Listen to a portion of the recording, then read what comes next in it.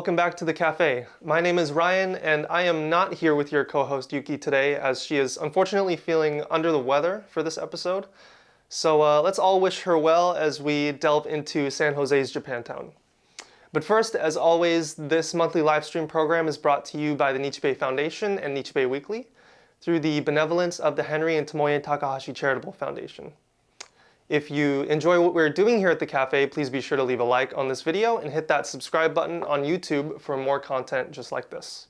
Also, if you want to be notified on YouTube, hit that bell icon so you can be notified of new content posted here. And leave a like as well and comment down below if you have any suggestions for future episodes or just want to say hi. For our show today, we will start off with Nichi Bei Bussan and their unique connection with San Francisco Japantown and San Jose Japantown. For the salad portion, we have a segment on Santo Market, which aired on Nichi Bei Cafe earlier this summer. For our main courses, the San Jose Betsuin produced a piece on San Jose Japantown supported by our friends at J-Town Community TV. And after that, we'll move right into a New Year treat with Namiko Chen of Just One Cookbook. And lastly, we'll check out an origami model from Linda Mihara, a nightcap with the Gochiso Gourmet Ryan Tatsumoto, and end the episode with tips of events in the local community. So without further delay, let's start the cafe. For our appetizer tonight, we can start dining on a story with Kelly, our former Nichi Bei Cafe co-host whom we all miss very, very dearly, and yours truly. So Kelly and I went to interview Arlene Tatsumoto Dameron of Nichi Bei Bussan in San Jose's Japantown. Nichi Bei Bussan opened their first store in SF Japantown in the 1920s where they were serving picture brides, coming to America in kimonos and leaving their store in Western clothing. After the war, they opened a second store in San Jose Japantown in 1948, and unfortunately they closed the SF Japantown location in 1997, and the San Jose store is currently celebrating their 74th year this year.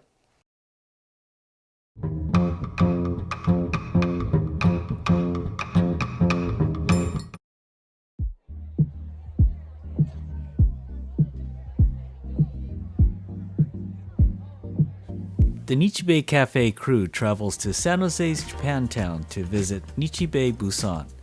Located on Jackson Street in the heart of San Jose's Japantown, Nichi Bei Bussan has been a staple to the Japanese Americans in the Bay Area for almost 100 years. In this segment, our hosts Kelly Yokoi and Ryan Yamamoto visit with Arlene Tatsuno Dameron, owner of the Nichi Bei Bussan, to get a peek into her store and its unique history. Well, Nichi Bei Bussan started in 1902 in San Francisco. Oji-chan came from Nagano, Japan. 5 generations back, they were merchants, but only oldest sons inherited businesses. He had an older brother, wasn't going to have a business, so he came to San Francisco. Couldn't speak English, went to work as a houseboy for a number of years, on-the-job training, learn English, save up your money, and somehow, and he died when I was 8. Survived the '06 earthquake, right? Moved it around different places.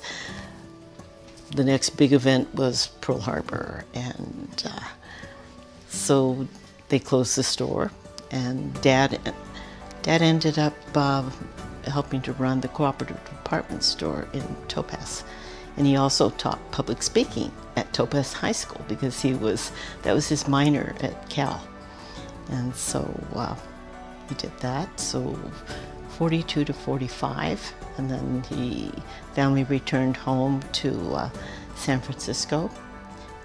We still had our house miraculously, and it was a lot of things had to happen for that to happen, but we were able to just jack up the house, Mr. Honda at the time, and built a little store where the garage was. That's how we got back in business. And that was 46, 1 year later, anniversary of reopening. Instead of a celebration, we were having a memorial service because my oldest brother, Sheldon, died in a routine tonsil operation. And so that was very painful for my parents. So that's why we moved to San Jose. And so July 11th, it'll be 47 years since we opened up here. Not only the history of the Nichi Bei Bussan provides a peek into the history of Japanese Americans, some of the consignments of gently used articles at Nichi Bei Bussan have a story to tell. People bring things to us on consignment for us to help sell for them.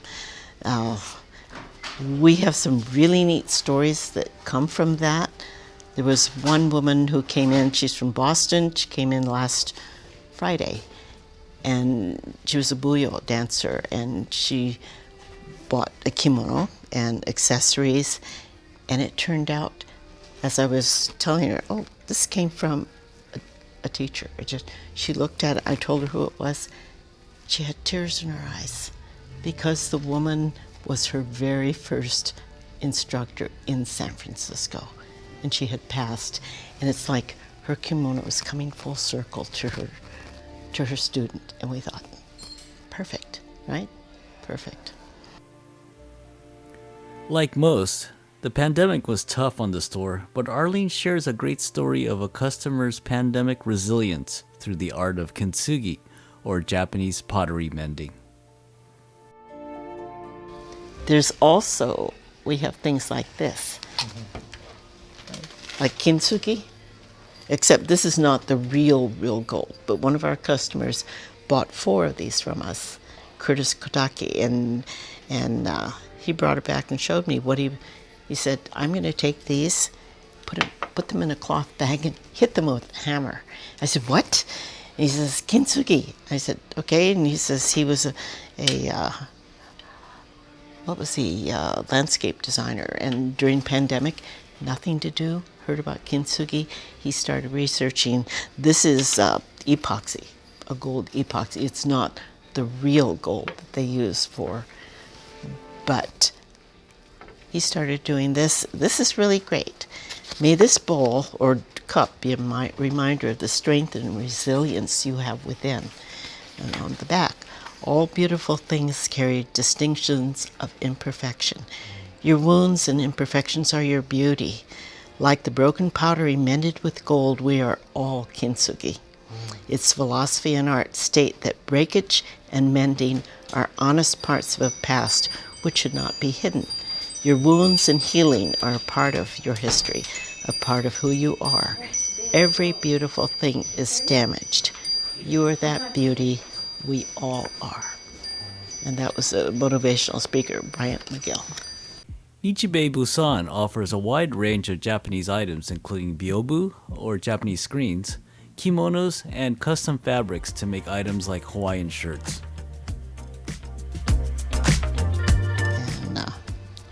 And we are different. I think over time we're one of a kind store. And the neatest part, I think, is that we have history and that we can share it with people, especially Japanese American history and internment history. So that's what we do, and that's who we are. And history not forgotten. This is Greg Valoria for Kelly Yokoi and Ryan Yamamoto for the Nichi Bei Cafe.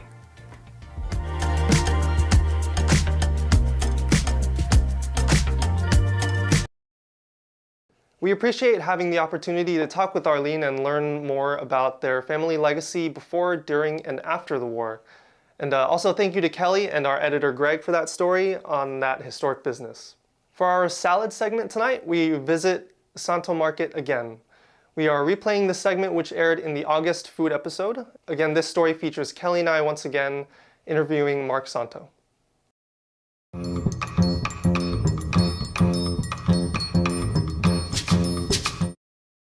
What's up, guys? It's Ryan. And it's Kelly. We're here at Santo Market, and we got some delicious food here from San Jose's Japantown.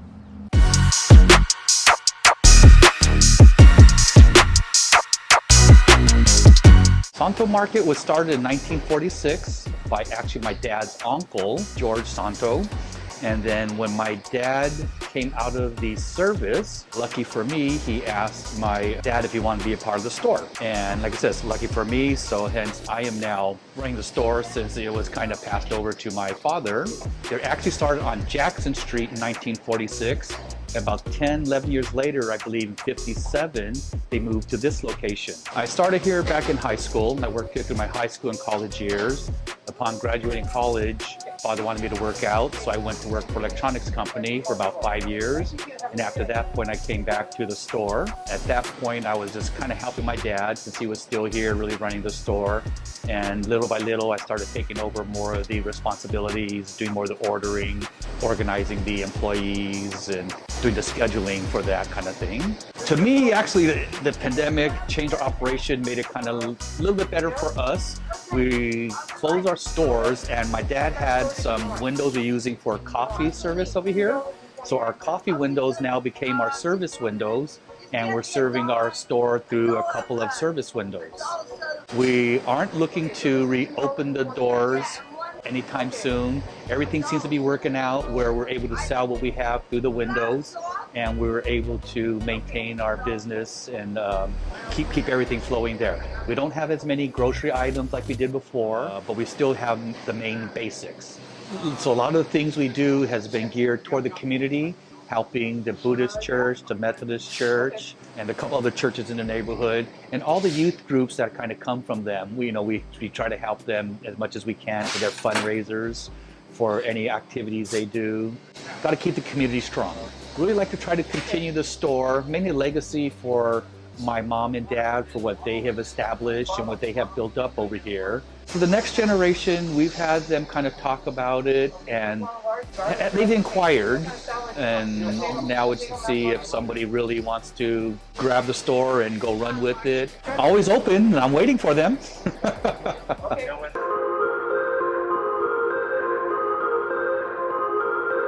Our best-selling thing now is kind of revolving around our deli. It's mainly our poke we're selling. We do a lot of local moco, Portuguese sausage eggs, Spam and eggs, and we also do a flank steak. So we do a flank steak where we tenderize it, marinate it in teriyaki sauce, and then we do a flour egg and we fry it up like that. So that's also one of my favorites. So here's our one of our poke bowls. This is kind of what has been carrying us during the pandemic. I was pretty lucky. I got a couple of nice recipes from a friend in Hawaii. So he gave us a good shoyu poke recipe and a spicy poke recipe. It's something we were kind of, you're always searching for that one product that's going to be one to kick you over the edge. And we think this is the one that did it for us. We do our more Hawaiian style week where we make our poke in the morning. So we start off with all of our poke kind of pre-made, and it goes from there. So it's been marinating for a couple hours to be as tasty as possible. So the shoyu poke is like this, it's a shoyu based poke there, but there's a couple other ingredients we added to ours that a lot of places may not know. Us bringing in Hawaii products, I knew, like the limu they add to it, and the kukui nut. So it's kind of more of a classical poke, where a lot of the old timers from Hawaii, when they see we have a limu poke, they taste the kukui nut in there. It just gives them really reminds them of being at home, getting their poke from there. We hear from a lot of our customers that our poke reminds them of them growing up, or them getting their poke when they go either vacation Hawaii or those who lived in Hawaii. We used to use a bowl, actually our noodle bowl, put the rice on the bottom, the poke on that, and we just felt that being hot rice, raw tuna, unless they ate it right away, it was kind of changing the texture and the quality of the product. So we decided to split it into two, so the poke will still stay as cool as possible, and the rice will be in the side, so that'll stay hot. And this here's our strawberry mochi. This actually got started when my parents took a vacation to Hawaii. One of the first we asked them upon coming home was, what new things or different things did you try in Hawaii? And first thing they mentioned is they tried a strawberry daifuku from Hawaii. And a couple weeks later, we started looking how to make it, start doing experimenting it, and we end up making our own strawberry daifuku here. So this is actually probably our second bestseller after our poke. We make them on Tuesdays and Saturdays. We recommend you come before 10 o'clock if you want to try to pick it up, or give us a call so we could send an order aside for you, or call a couple days in advance and place an order that we can get it for you that way. Nowadays, like I said, it always sells out. If we have it till 11 o'clock, it's a slow day. They can find us in San Jose at the corner of 6th and Taylor. Our address is 245 East Taylor, but we're right on the corner of North 6th and East Taylor in Japantown. Thank you to Santo Market for all the wonderful food.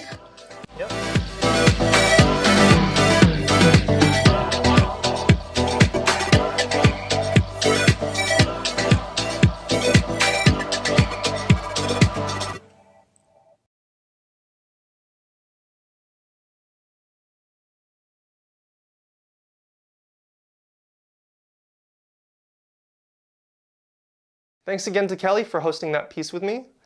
We both loved the Ahi Poké there. So if you're around that place, then go and stop by. Now to open up our main course for this episode. Our partners in San Jose, the San Jose Buddhist Church Betsuan, produced this segment with the help of J-Town Community TV. Please check out their great video showcasing the unique places and stores in San Jose's Japantown, hosted by Jim Nagareda.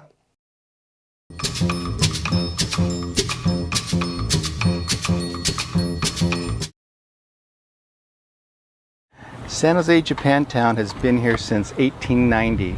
It's a community filled with really interesting people and places. Let's go check it out. Welcome to Japantown.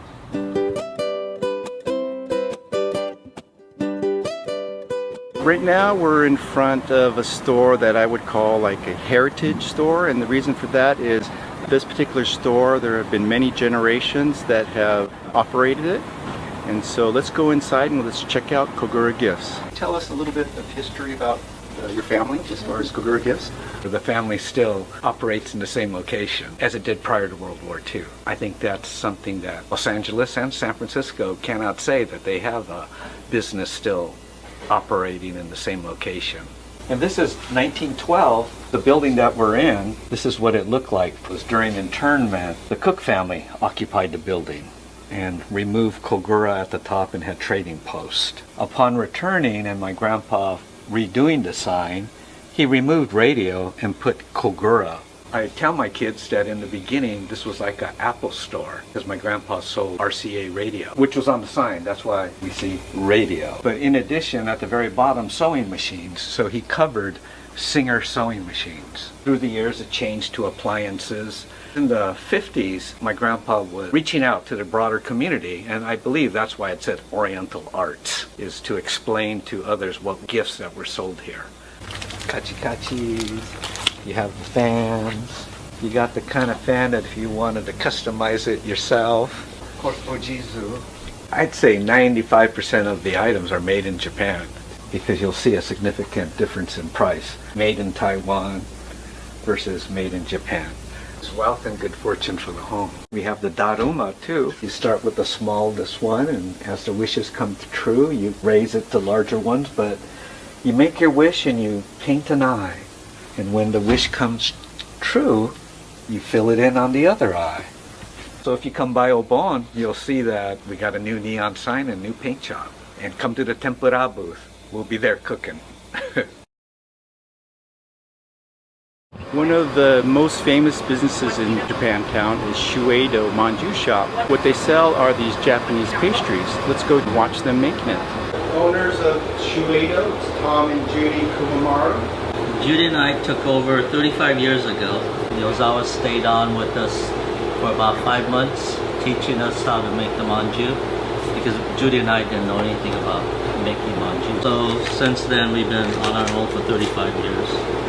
Manju is a Japanese pastry. It consists of either red azuki beans or baby lima beans as a filling. And the outside part is usually either mochiko, which is rice, sweet rice flour, or regular wheat flour. Right now we make about 17 different types. When we first started, Ozawa's was making us make close to 20, 21 different types. But we cut down to 17, 18 because those are the ones that are most popular. What's the best way to eat manju? Plain, or some people eat it with tea, hot tea, as a dessert, or some people just come in after lunch here and eat it as a snack. For the Buddhists, like funerals and stuff, they usually ask for white manju, which is red bean paste with the outside will be the white flour, wheat on the outside. They use that as an offering to the Buddha. And then a lot of people buy manju for tea ceremonies. Japanese language school graduation, they use same as the one in for the funeral, but we stamp it with something which is called the graduation stamp, and they usually order a white one and a pink one.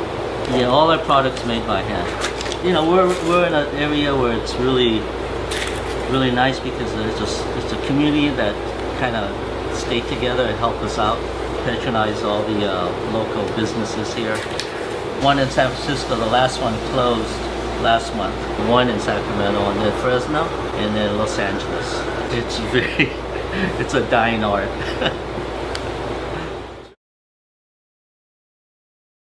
There are many historic sites and things to see in Japantown, and one of them is the home of Norm Mineta. Unfortunately, he recently passed, so you see the wreaths that have been placed. And right next door to the Mineta house is the Japanese American Museum. Let's go check that out.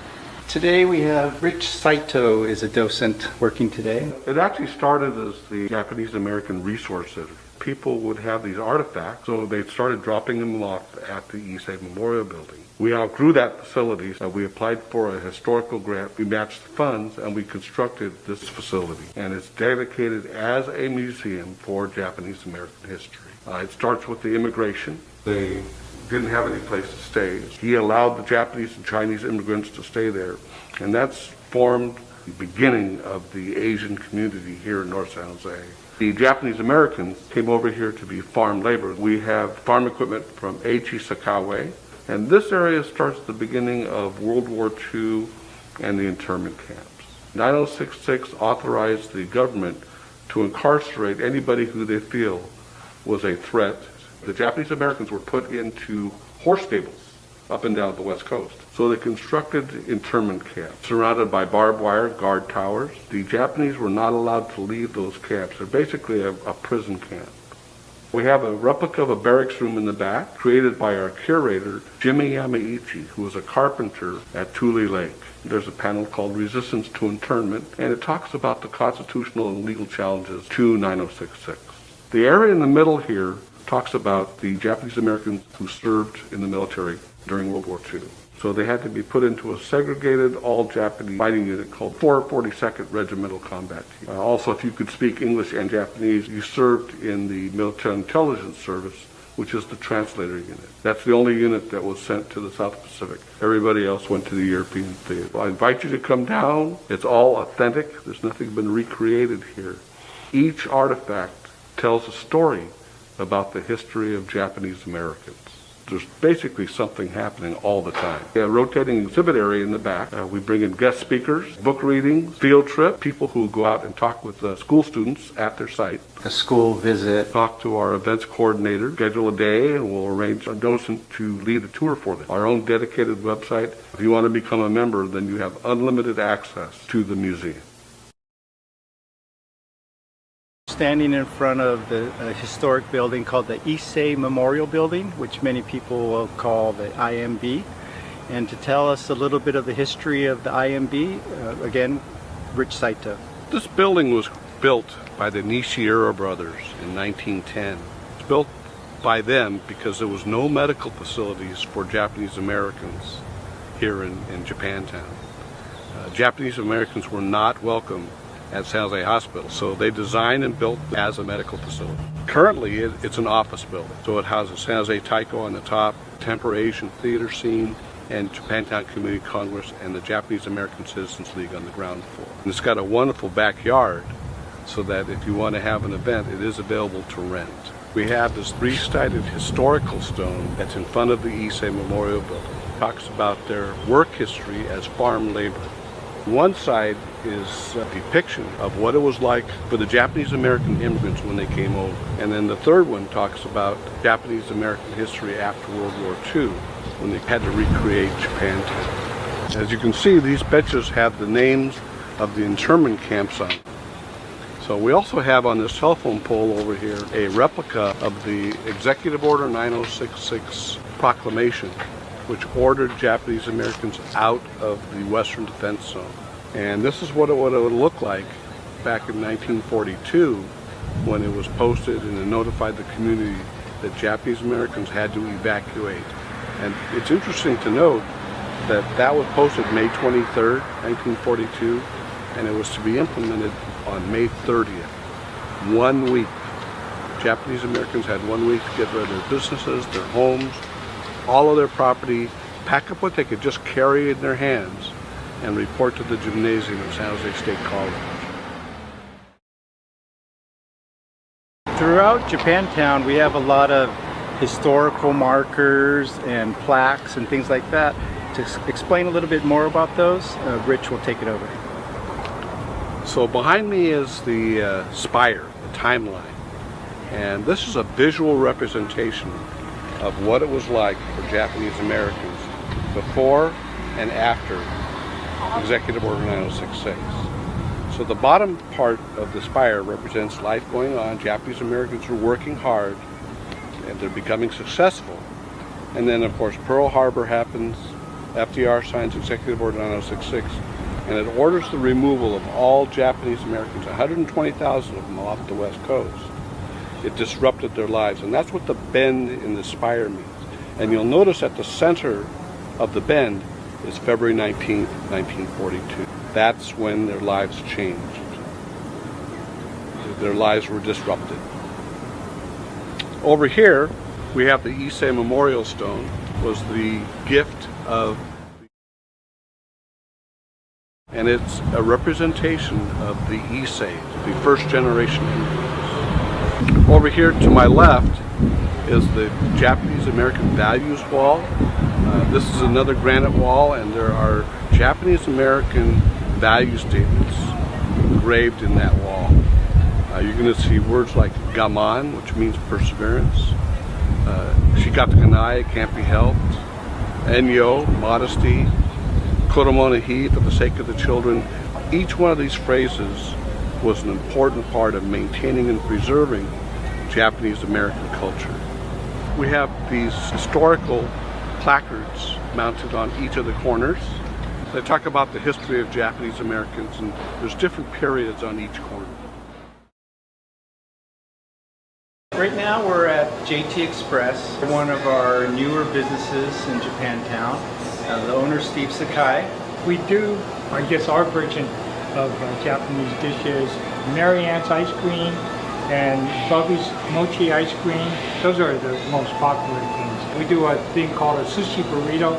It's really like a futomaki. It's a big roll. So I know you wanted your business to be in Japantown. Why is that? Felt like coming home. We were downtown by San Jose State for 15 years, and then about 5 years ago, we moved out. We moved here. Well, I know you have ties with this area, and so I was wondering, what does Japantown mean to you? I kind of grew up in this area. Well, I grew up in Rosemary Garden, but Japantown was kind of a place to be. It's a community, so that's why we wanted to be back here. We have a website. It's jtexpresssj.com. We do DoorDash, Uber Eats, and Grubhub. So just outside of JT Express is what we call public art. Steve, can you tell us a little bit about this artwork? It's done by Wooden Wave. I think the best thing to do is go on their website. It's a husband and wife team from Hawaii. Walking around Japantown, you're going to see a lot of these artworks on the utility boxes, on the side of buildings.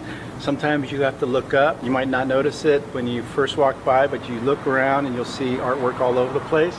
And this is one of the great examples. And this is right next to JT Express. Thank you. One of the unique shops in Japantown is ukulele store. Let's go find out more about it.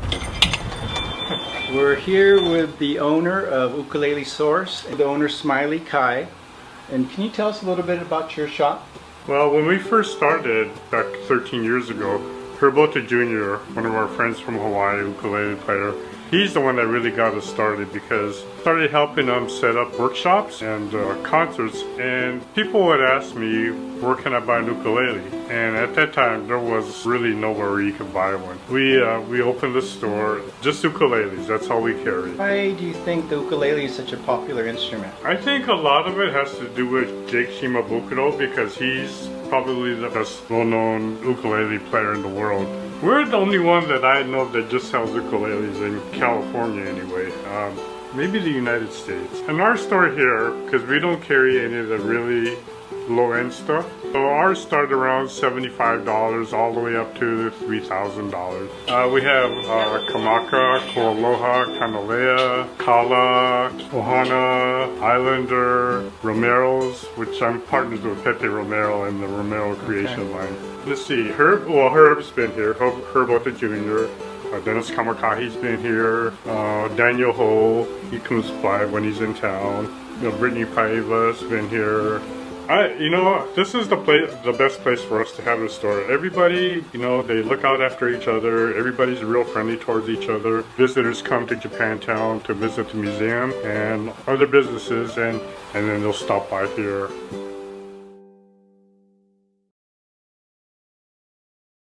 One of the unique stores is Nikkei Traditions. Let's go inside and see if we can find the owner and find out more about this store. Right, here is the owner of Nikkei Traditions. This is Pam Yoshida. Pam, can you tell us a little bit about Nikkei Traditions? Nikkei Traditions was founded in 2001. The theme of our store is contemporary Japanese American, Asian American arts and crafts. We feature products that are handmade by Asian American and Japanese American third, fourth, and fifth generation artists. So we have children's multicultural books, a lot of ethnic clothing, CDs, books. Got a great variety of Asian themed socks, and just a lot of really fun products. We've got a lot of special products for Obon's festival, some that are really unique to any other store, but these are some of our handmade kanzashis, and this is an artist from Santa Cruz. She does a huge variety of just very large kanzashis that you can wear during the festival. Just again, all handmade, so beautiful. And then we also carry uchiwas, some children's animal clackers, like the kachi-kachis that are used during the festival. I think this year we have frogs and ducks and ladybugs, but we also have some yukata for children and adults. So brought in some folding fans, some sensus that people use during the Obon Odori. We've got a web store at www.nikkeitraditions-sj.com. And to me, Japantown has always just felt like home, being able to relate with my identity. In Japantown, we have a lot of these little specialty stores. One of them is called Zonki. Let's go in and check it out. This is Not. He's the owner of Zonki. We went to Japan one year and we decided that, Japantown, San Jose needed a really nice toy store, unique store that can represent the culture. That's pretty much our reason why we came out here. We do toys, designer toys, unique toys you don't usually find at Toys R Us or any modern store or like Target or any of those. We specialize in horror, anime, pop culture, just toys, designer toys, the art toys that you'll find in like museums and whatnot. The characters, we do Bear Bricks, we do horror, Pokemon, Dragon Balls, Naruto, anything that you would find on TV usually. Anything that's kind of popular right now. Absolutely. Yeah. Yeah. Are people able to order your items online? Absolutely. At zonkitoys.com. Just outside of Zonki Toys, there's a cool mural, and I was wondering, Not, if you could tell us a little bit about it. Well, pretty much this is our childhood right here on this wall. Growing up, these characters right here, Godzilla, King Kong, Voltron, Ultraman, Mechagodzilla represents us as we were growing up. As you can see, they're playing Super Nintendo and they're just having a good time, and it's what the store is about. It's what Zonki is about. It's just having a good time, reliving the good old memories as when you were a child and there was not a care in the world. It's pretty much what we have on the side of the wall to represent our store. Who was the artist Who was the artist for that? It's a dear good friend of ours named Francisco, I mean. He's a local San Jose artist, does great work. There's a lot of great restaurants in Japantown. One of my favorites is Minato Japanese restaurant. Let's go see if they're open today. Hey Gene, we're doing a little video here on Japantown and I wanted to get more information about your restaurant. Oh, okay. How long have you been in Japantown? Restaurant opened in 1961. I've been here since 2000, so we're the oldest Japanese restaurant in San Jose. What kind of special dishes do you have? Mostly kind of actually Japanese American dishes, teriyaki. From Japan, tempura is good, but we have ribs, which I don't think anybody else has. Our sushi is limited, but it's pretty good. We get the highest quality we can find. Yeah, I know this restaurant is very popular with a lot of bigwigs in the city, in the nation. A lot of Hawaiian musicians stop by. Well, we just try to put the best product out. We're friendly. You know, prices are right, so people seem to find us. Great. So do you have a website? Yes, we do. It's MinatoJapaneseRestaurant.com. You'll see our menu and pictures. Are you also on social media? Instagram and Facebook? Facebook, yeah. So next time you're in Japantown, come by, stop at Minato Restaurant. It's a great place to hang out. Everyone's very friendly. The food is great. Thank you. Thanks, guys. Carol Rass, their family is also owners of one of the iconic businesses in Japantown. It's Roy's Coffee Shop. So can you tell us a little history about that? So the Muratsuna family they were sharecroppers before the war. So they farmed out in the Evergreen area. They went down to Alviso, Berryessa. But then after when somehow my grandmother had heard that the corner here was for sale, when she was in camp and the family was in Gila. Her eldest daughter, Mary, who spoke English, and they came and bought the corner. The corner was a gas station. Well, before the war, it was owned by Doug Omori and Bill Yasukawa. And so after the war, it became Mike and Roy's. My dad ran it with his brother Mike and brother Joe, while two sisters and a brother ran a coffee shop next door, a diner called Tom and Mary's. And there's a family home in the back, which is where the family lived. It's a little small 2-bedroom. And then next door was the San Jose Tofu Shop. Pretty much what got the family started. It was the American dream. My dad retired in 1990. After we had the remediation finished for all the gas tanks, we went ahead and started planning the gas station to be turned into a coffee shop. But we were open in 2009. It was run by my family, kids, my daughter Jasmine. We now have a full-fledged espresso shop. We also serve musubi, so we kind of hybridize our fare too. It's roystation.com. Out of all the different names that we could have renamed it, it was always on the plans, the blueprints, the city rolls as Roy's Station, and so we just kept the name Roy's Station. It's maintaining a little bit of the Japantown's history. Thank you for joining us on this little tour of San Jose Japantown. We hope that you learned a few new exciting things and that you'll come and visit us soon. Until then, take care.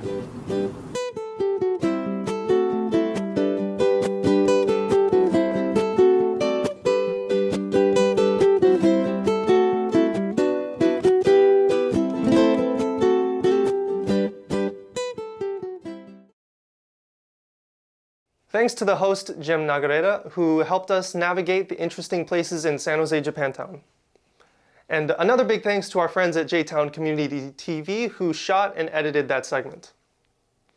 Now for our dessert segment, we're going to pass the mic to Namiko Chen, who will show you how to make an oshigatsu favorite, Nishime, a classic one-pot vegetable stew to serve in osechi for the Japanese New Year's celebration. Please enjoy.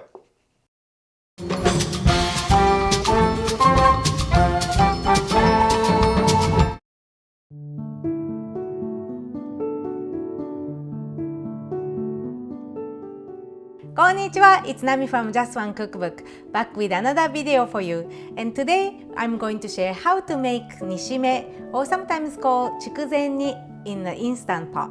Nishime is a simmer dish that vegetables and chicken are cooked in dashi broth, soy sauce, sake, and mirin. All the ingredients absorb delicious flavors while simmering, and today we will use the instant pot to speed up the cooking process. Nishime is enjoyed throughout the year, but especially popular as part of the Japanese New Year food called osechi. Osechi are usually traditional Japanese dishes. When I was small, I wasn't interested in most of them, but I was looking forward to eating this nishime. I put the link for osechi dishes up here and the description box below. Now let's get started.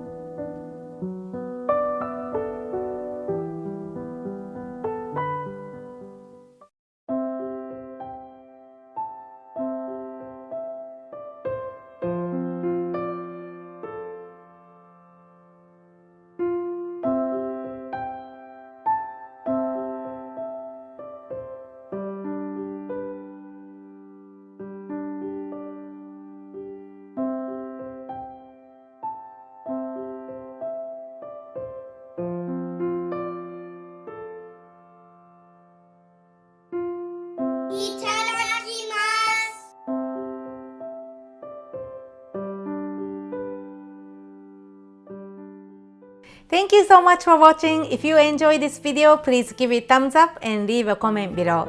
And if you love Japanese food, please follow along on Instagram and Facebook at Just One Cookbook. Since you guys are all watching till the end of this video, here's the Japanese word of the day. Nimono. It means simmer foods in Japanese. If you're becoming familiar with the Japanese cuisine, you will notice we have a lot of simmer dishes in our cuisine. Ingredients are usually simmered in 5 basic Japanese condiments: dashi, sake, mirin, soy sauce, and sometimes sugar, but at different ratios. If it's a simmer kabocha, you can say kabocha no nimono. If it's a simmer daikon, you can say daikon no nimono. How about simmer potatoes? Jagaimo no nimono. Have fun using it. Subscribe if you haven't already and make sure to click the bell icon. Sending big thanks and love to the notification squad. See you next time with a brand new video here on my YouTube channel. またね!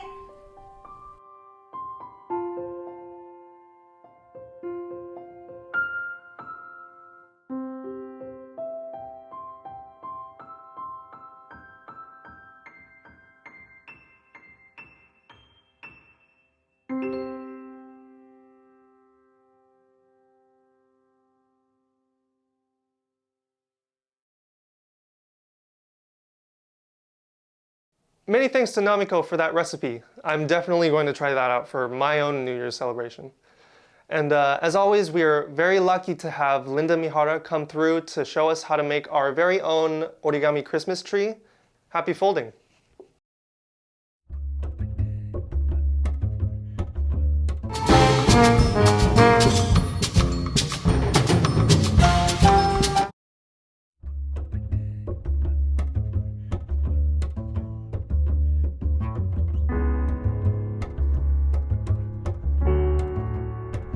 Hi, I'm Linda Mihara, and I'm a columnist for the Nichi Bei Weekly, and I'm here for the Nichi Bei Cafe to show you how to do this really cool origami tree for the holidays.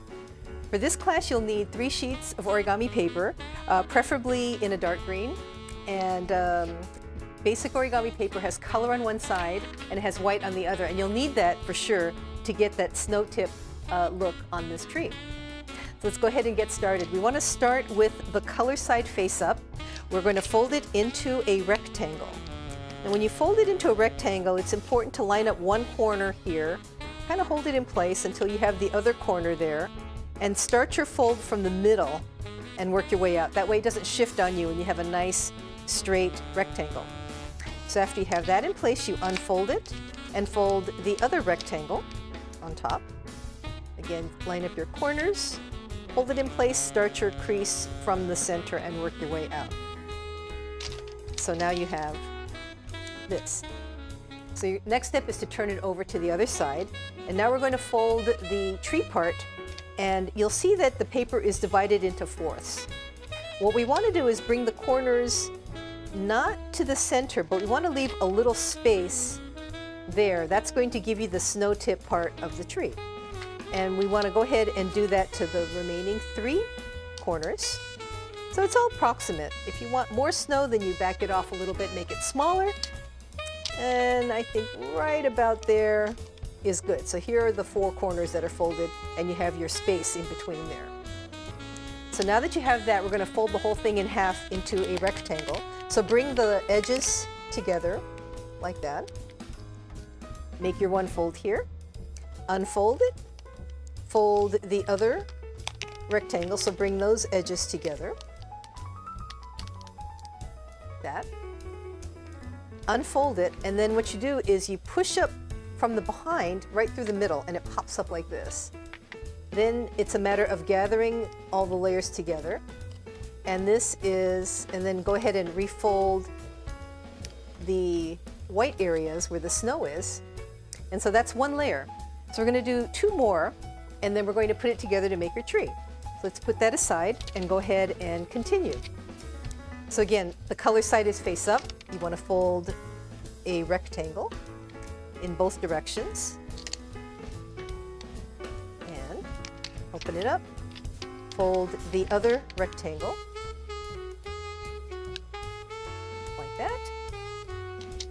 Unfold it, turn it over to the other side. Fold your 4 corners in, leaving that gap for the snow. And you can make your tree 2 layers, 3 layers, 4 layers, however big you want it to be. So again, the next step is to fold it in half into a rectangle. Open it, fold the other rectangle.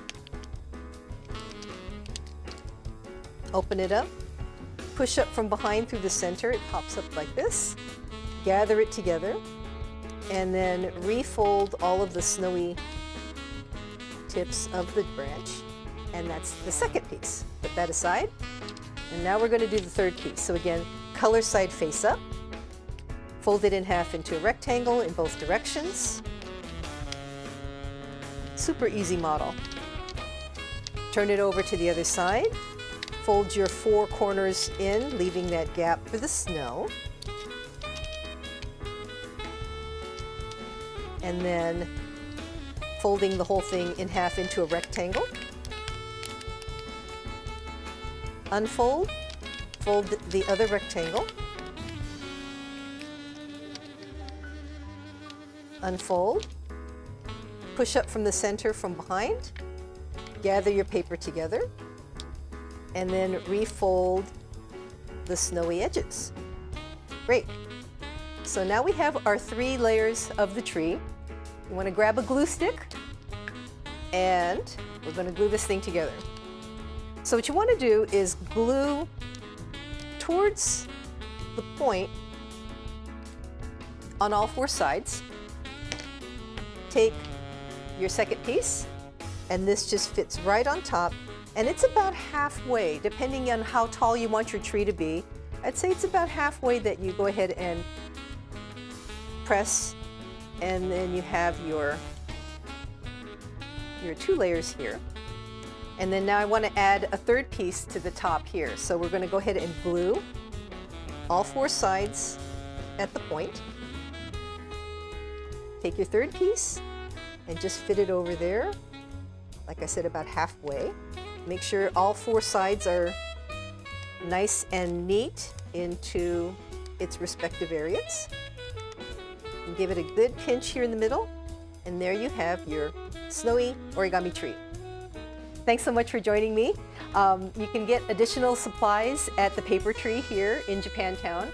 You can also check out our website, www.paper-tree.com.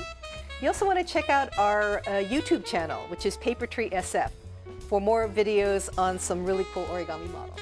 Thanks for joining me. Happy holidays.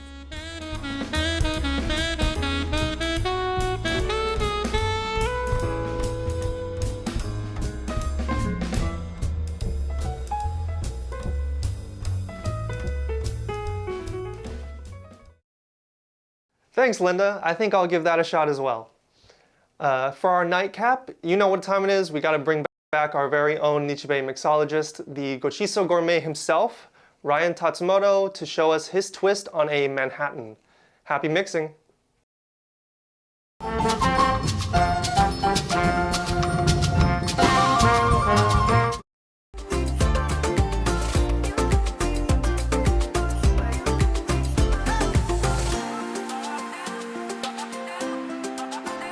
Hi, it's Ryan Tatsumoto, the Gochiso Gourmet, with another cocktail session where it's always 5 p.m. Today's cocktail I'll be making is the Lower Manhattan. I basically adapted to the traditional Manhattan, which is rye whiskey, sweet vermouth with some Angostura bitters. The reason I'm changing it up, I'm using a little mixer, is I always feel that a Manhattan is a steakhouse cocktail. It's one of those that you're in the leather booth, it's a dark, dimly lit, you're having huge pieces of grilled meat. So even when I have steaks at home, I'll mix a Manhattan for myself, but my other half, my wife doesn't like these alcohol-forward cocktails, and a Manhattan doesn't have any mixers. So I decided to add some mixers and just a touch of sweetness to the mix itself. So what I'm going to start off with is not a traditional Manhattan. I'm going to use just a teaspoon of this maraschino liqueur.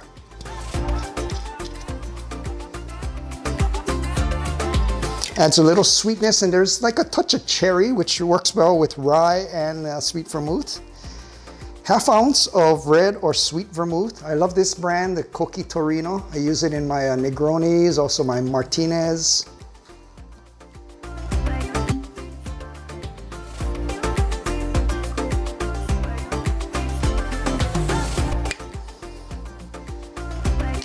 And finally, 2 ounces of rye.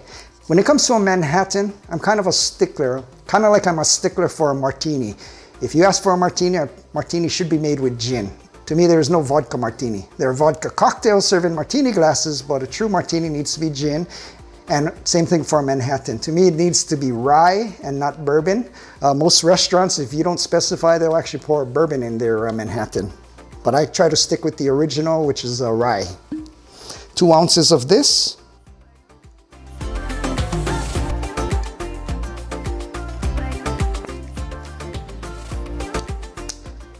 And then finally, one of the mixers, I'm going to use some cola. I used to use the Q Cola. This is the same company that makes Q Tonic, but I've been finding it's kind of hard to find now. I'm not sure if you can find it in California or in your neck of the woods. If you can't find Q Cola, any cola drink will do.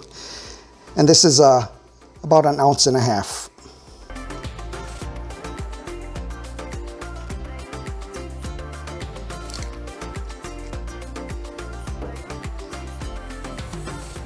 I'm just going to put it in my mixing glass.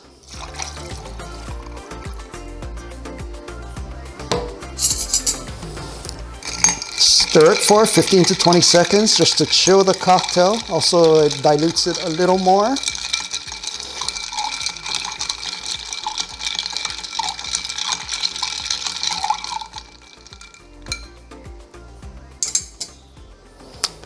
And finally, strain it in an old-fashioned glass with a round, huge cube of ice.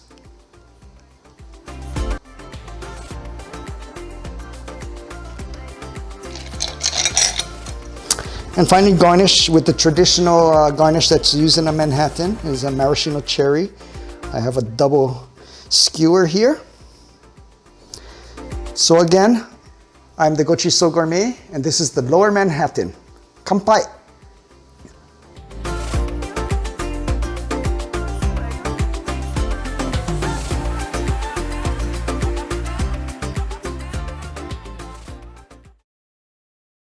Next up, we will present a calendar of upcoming events for the next couple of months.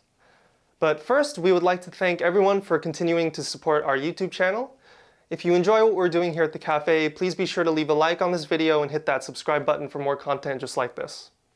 And also, feel free to leave us a comment or message on Facebook if you have any suggestions for future episodes or just want to say hi. So now, on to the listing of events.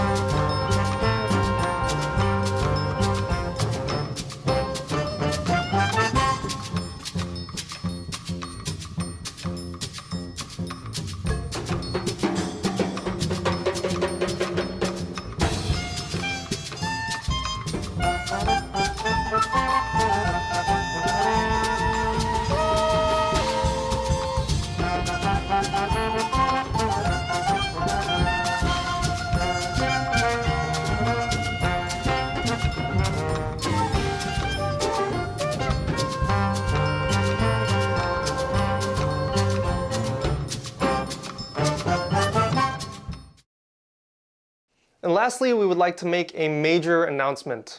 Starting from January 1st, 2023, the Nichi Bei Weekly will now be called Nichi Bei News.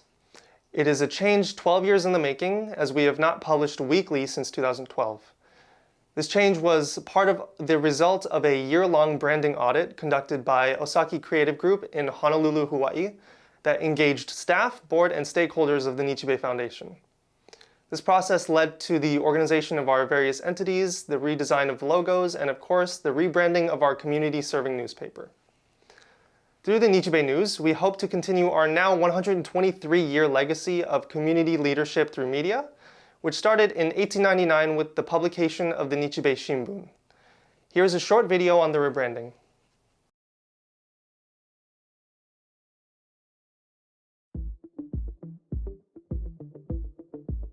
In order to address branding issues at a pivotal crossroads for the 13-year-old nonprofit organization, the Nichi Bei Foundation engaged Osaki Creative Group, a design and marketing firm based in Honolulu, Hawaii, and Berkeley, California, to conduct a brand audit over the past year.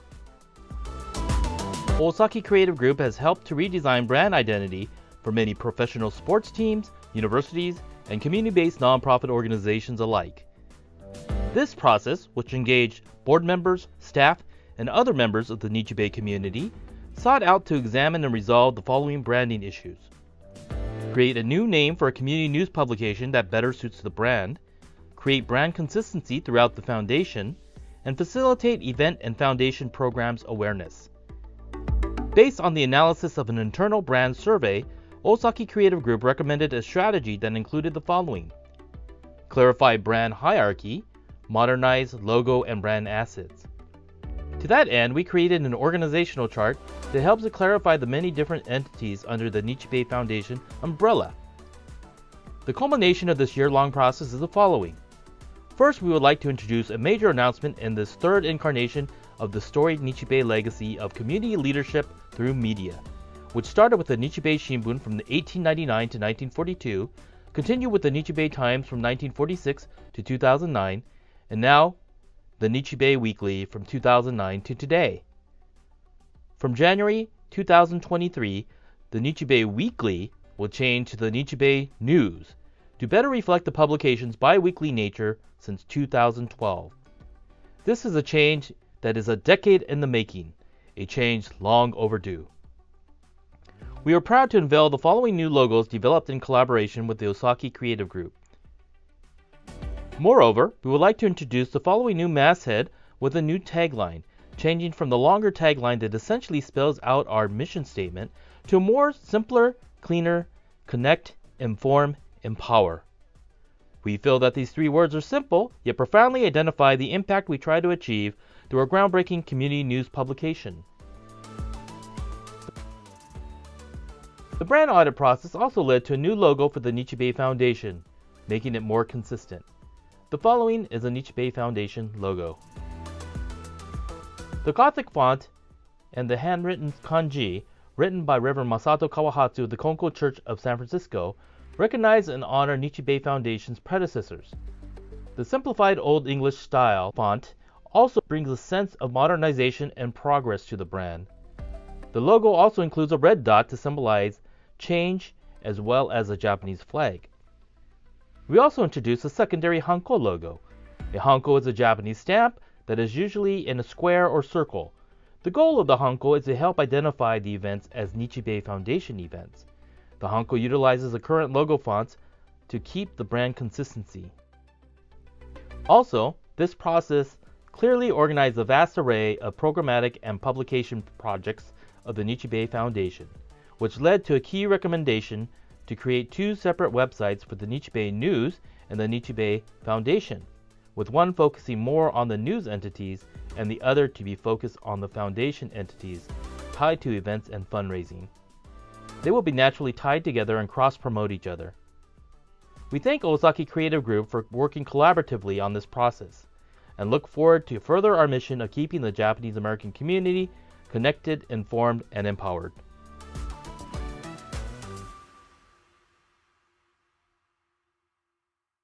Well, everyone, thank you for joining us for the 11th episode of the Nichi Bei Cafe and allowing me to be your host for tonight.